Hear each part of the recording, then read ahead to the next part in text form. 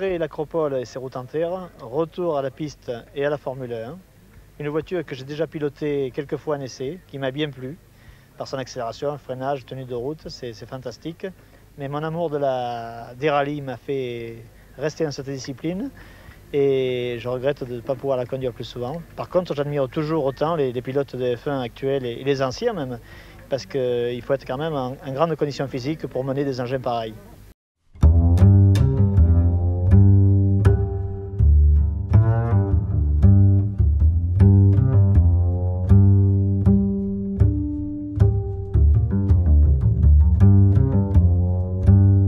À Monaco, le spectacle est dans la rue. La préparation du Grand Prix, qui dure plus d'1 mois, est toujours une période troublante, bien qu'habituelle. Déjà, on entend presque les Formule 1 envahir la fameuse montée de Sainte-Dévote.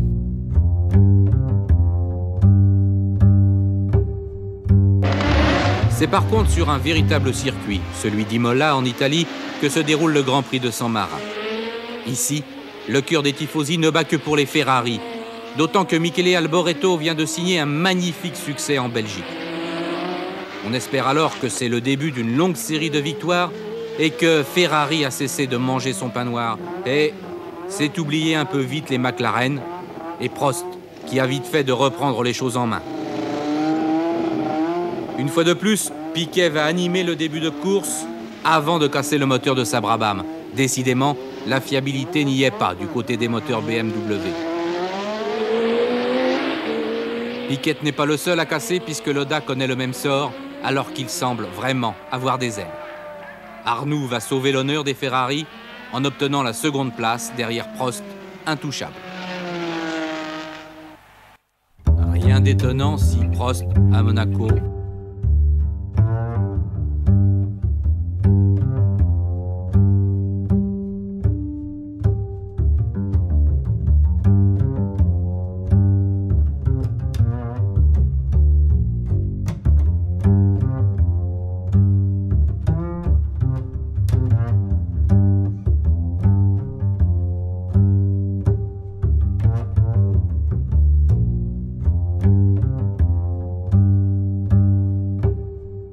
rien d'étonnant si Prost et sa McLaren se montrent encore le plus habiles dans les méandres de Monaco lors des essais.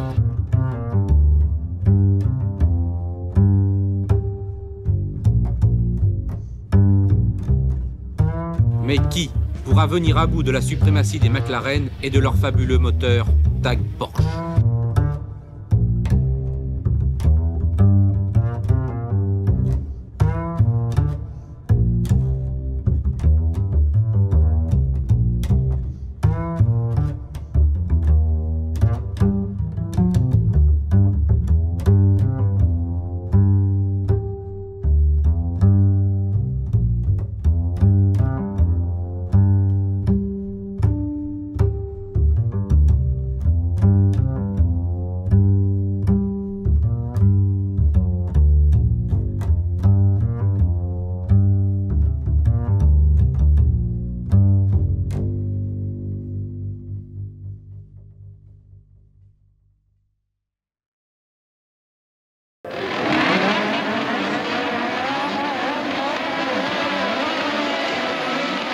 Sur le circuit de Dijon pour le Grand Prix de France, on espère un moment que Renault a retrouvé le chemin de la victoire.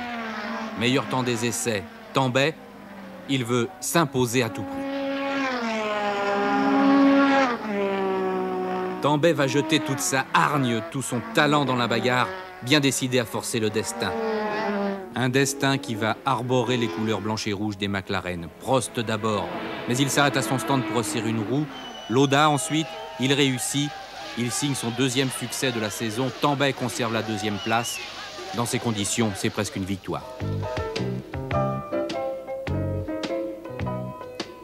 Adversaire sur la piste et le plus souvent ami autour d'un verre, c'est aussi cela la Formule 1. Tous cependant sont songeurs. Au Grand Prix de Monaco succède la tournée américaine avec ses 3 Grands Prix. Montréal, Détroit, qui a mauvaise réputation, et Dallas, le nouveau, que l'on craint un peu. On dit qu'il ressemble à Détroit, une tournée placée sous un drôle d'éclairage. Montréal ouvre la série américaine. Piquet, une fois de plus, côtoie Prost sur la première ligne. On ne croit plus guère à la Brabham. Depuis le début de la saison, le champion du monde sortant n'a terminé aucune course. Pourtant, son avance de 0,8 de seconde aux essais sur Prost en dit long sur la vélocité de sa machine. Le vent a-t-il changé? C'est la question qu'il va falloir se poser au terme du Grand Prix du Canada.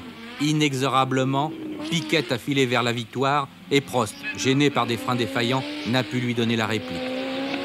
C'est encore une fois Lauda qui va venir à la rescousse, mais sans vraiment inquiéter le Brésilien.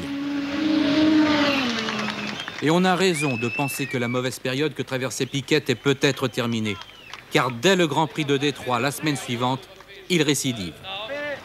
À Détroit, une course dure. Dès le départ, un crash monumental, dû à l'optimisme de Mansell. Il a tenté de se glisser entre Piquet et Prost, alors qu'il n'y avait pas la place.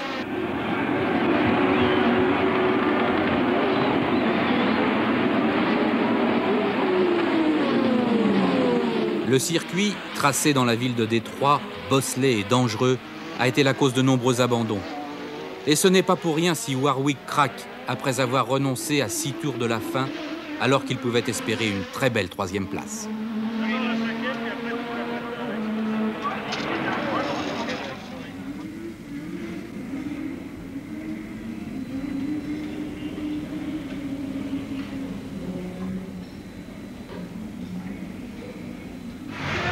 Premier Piquet, deuxième Brundle, sous l'aileron de Piquet. Dans la patrie du vilain JR à Dallas, les pilotes découvrent un nouveau circuit, une découverte dont ils se seraient d'ailleurs bien passés. Le circuit est rapide, très dangereux et bordé en permanence d'un muret de protection.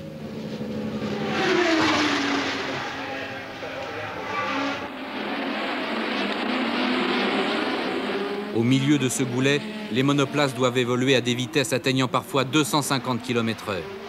Inutile de dire que le moindre écart de trajectoire est immédiatement sanctionné, d'autant que le macadam s'envole par morceaux. Brundle va y laisser une cheville lors des essais et récolter une indisponibilité de plusieurs mois. Sur 18 abandons, 17 voitures ont terminé dans les murs. À ce jeu de massacre, les talents d'équilibriste de Keke Rosberg et sa Williams Honda font miracle. Ils l'emportent, alors que Prost, qui tenait la tête, a fini lui aussi dans les murs.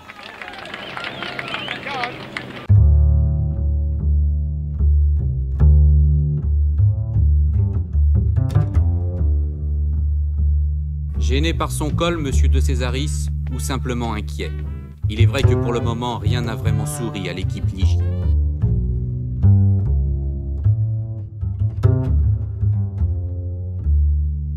Monaco, pour l'heure, a ses exigences, et l'eau n'est pas seulement dans les verres.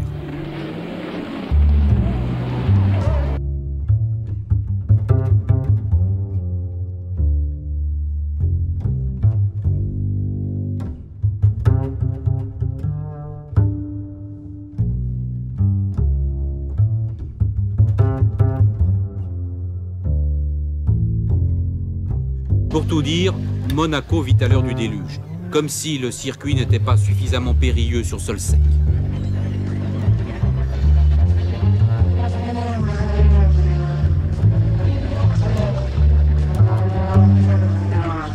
On ne pilote plus, on navigue. Et tant bien que mal, on essaie non pas d'accrocher la trajectoire idéale, mais simplement de rester dans le sillage.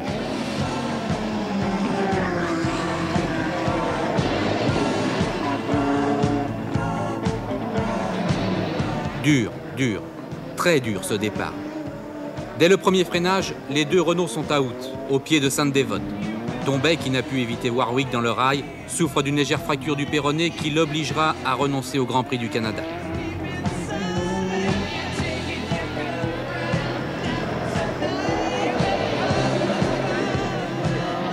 Prost s'envole une fois de plus et sous la pluie, il vaut mieux être devant. Mansell aussi voudrait y voir plus clair. Il s'approche de Prost, qui freine pour éviter un commissaire de piste. Mansell prend l'avantage. Littéralement dopé par sa position, il ne va pas tarder à finir dans les rails.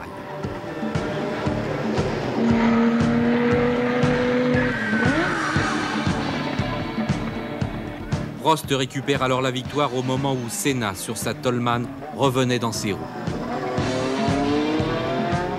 Mais la pluie redoublait et le directeur de course, Jackie Ickx, trouvait plus sage d'arrêter là les hostilités. On n'avait effectué que la moitié du parcours, aussi n'a-t-on attribué que la moitié des points pour le championnat du monde.